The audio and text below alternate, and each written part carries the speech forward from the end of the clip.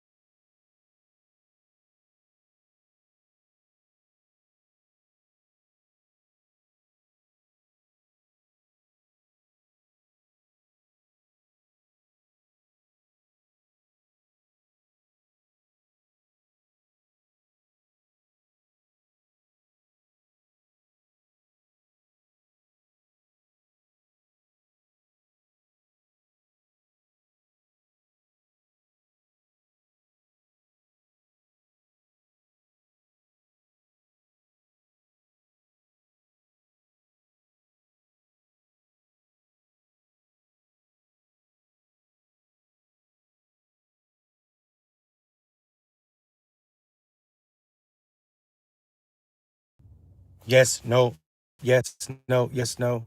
Thumbs up if you can hear me. That's how I feel. Look, that's how I feel. Y'all can hear me. Great. All right, perfect. I'm back. Whenever you start running your mouth about elections, especially in a fascist system or society, they find it real hard. It's coming in and out. We need to stop that in and out. I know what I can do. Give me a second. It should be in right now. It should be in right now. All right. I really want to focus on the need for black rural voters to be participating, not just in federal elections. I know presidential elections are sexy. I know presidential elections are sexy. I know governor elections, they spend a lot of money and they're all over your TV. The billboards are everywhere. But what's really happening is those state representatives, those countywide elections, those school board elections, those mayoral, those town elections, those ones that where people have the least amount of money to spend on an election, they'll have more impact on your life.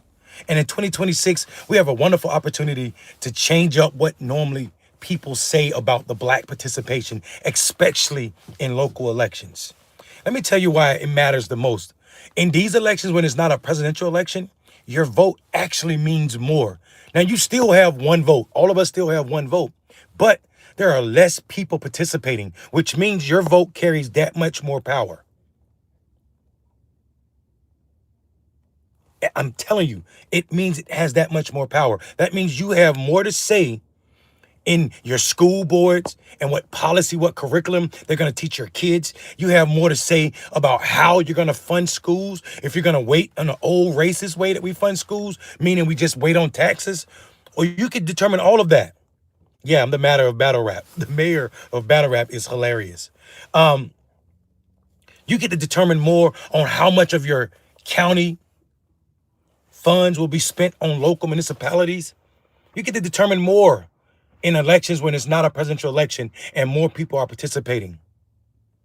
Last election cycle, let me give you an example. No, the normal election cycle for a local election is about 15 to 20% of people. That means a minority of people are determining what will happen to the majority of people because people are not participating. In infield, we had the highest turnout of any election in the state of North Carolina last election cycle. My election for mayor, my re-election, about 45% of the people participated. Now, 45% should not be good by anybody's marker, but it's double what normally happens. So it didn't matter if a city was bigger than us or less than or smaller than us or the same size. People did not participate. Here's what happens. People don't participate, but then they always say that go online and they'll complain about elections. They'll say, oh, I ain't voting. I don't care about this. Or then they'll complain about ain't nothing happening in their politics. Nothing ain't happening in your politics because politicians know you're not going to participate. So they don't have to worry about you unelecting them for not doing anything. If more people participated, that would scare the hell out of politicians and force them to do something with your elections, with your vote. Local laws. You can determine what laws are simply by voting. You can determine who represents you simply by participating. If a district attorney ain't doing what you don't want them to do, if you feel like they're being stricter on black people than they are on white people or anybody, then you could do something about that. If you don't like the conditions of your roads, you don't like how utilities look, if the lack of broadband access, public transportation, or the lack thereof, all that's determined by local elections. Zoning, how we're using land, how much money is being spent on parks and recs, how much money is being spent on your library. All those decisions are made by local elections. And I feel like people don't understand. If you vote, you get to determine how that local dollar is spent. Your tax dollar at the city level, at the county level, and even at the statewide level, if you get a statewide rep in there that represents your interests. This means so much more, especially for rural black voters, where we already have small amount of resources, services are lacking. We need to be talking about this in a way that people make our neighbors understand that voting is not capped. Voting is not going to change everything. We know that. It's not going to change everything, but voting damn sure will help how things look in your community, especially if you are people, if you are electing people who care about the people. Think about that. Think about that. And people that say they always talk about black representation, I always talk about black representation because I understand that it is important to have people that look like and feel like the community so that you're not always explaining to people. You're not always explaining to people why it's important to make sure that your community is prioritized. That's what I'm trying to tell people. It is super important that we're doing this. Access is smaller, meaning with a presidential candidate, it is very likely that most people in America will never talk to a presidential candidate. That is not the case for a state rep, for a county exec, for a county board member, for a county commissioner, for a mayor. You have closer access to those people. You can approach those people at meetings, at county meetings, at town meetings, and voice your opinion. That's not the case. That is not the case all the time with presidential candidates, Senate candidates. You can do that. You can erase that communication barrier by making yourself present and making sure people understand your voice. I'm gonna start doing these. I'm gonna start doing these all the time. I'm gonna start talking more. So here's what I want y'all to leave with this 10-minute break. And I know I was rambling because we lost time, but I just wanted to try this out and see if people could hear me. Here's what we need to do. We need to make civic engagement sexy. As much time and energy we spend on entertainment, and I'm not saying that people don't have the right to be entertained, we do. What I am saying though is we need to figure out a way that people understand the power of voting in local elections, and especially in off-year elections, when it's midterm, when it's an odd number year. All of these elections should be prioritized in our community because it's how we're going to change what happens in our community and how resources are spent better to serve our needs. This is what we need to do. This is what we need to do. Am I homeless, Chat GPT?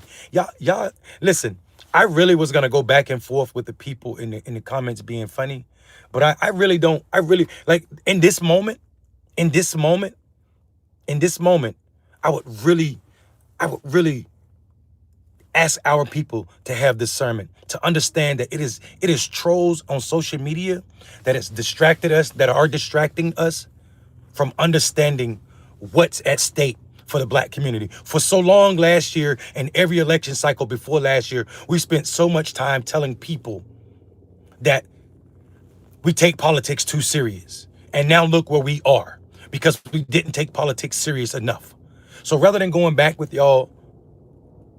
forth with y'all like I normally would, I'm just going to pray for you clowns because this is not a moment. And if anybody can't understand that, then they are too childish to even get a response from me. It is absolutely serious in this moment that we are paying attention to our politics because black people are dying and they're not even being counted. The deaths of black people aren't even being counted. We watched 2 people get murdered in Minnesota and it made national news. And I'm not saying that those people's lives don't matter and we shouldn't prioritize. I'm talking about Alex and Renee. We should be talking about that. But those are not the only 2 people that have been killed by ICE. Nobody mentioned the black person that was killed by ICE. Nobody mentioned the other people that are killed by ICE. We're spending more time talking about Don Lemon being snatched up. And we should talk about that because when a government starts snatching up journalists, it's a danger to free speech. But what about all the other people, the kids that are being snatched up and positioned and missing school because of what's going on? Because people rather play games on the internet, than talk about what's at stake with our politics.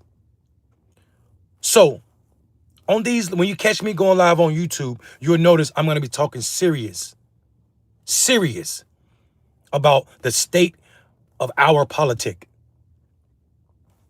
Mondale Robinson, I'm concerned about you, and I hope you're concerned about your neighbors as well. Because right now, America is very dangerous for those who pretend to be asleep when we need to be wide awake. Peace.